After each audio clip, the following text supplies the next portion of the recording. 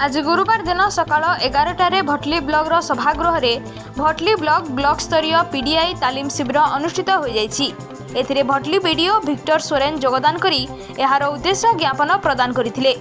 जिला परिषद उन्नयन अधिकारी बरगड़ निर्देश क्रमे आज उर्दुना, हाथीसर, चढ़ईगाँ, नारंगपुर, खरमुंडा आदि पंचायतर समस्त सरपंच,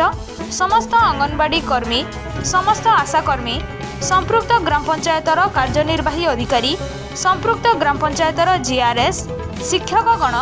कृषि विभाग कृषि कर्मचारी, स्वास्थ्य विभाग एएनएम, एमबीके और वार्ड मेंबर मानू पंचायत विकास योजनार 9 गोटी विभाग सहित समन्वय रखी ग्राम पंचायत उन्नयन योजना पाई वार्षिक कार्य खसड़ा समस्त सहभागितार सुचारू रूपे प्रस्तुत कर से बाबद को प्रशिक्षण प्रदान कर प्रशिक्षण शिविर में BDO Victor Soren, ABDO Jyotsnarani Gadatia, ICDS CDPO Shailendri Mahanand, GPEO Mahima Sahu, trainer Bhatli जोगाण निरीक्षिका Sunita Nahak, BSSO Ashish Nayak, master trainer DSC Lingaraj Das प्रमुख उपस्थित थिले। एथिरे विभिन्न विषय में पुंखानुपुंख भावे बुझाई तालीम प्रदान करथिले।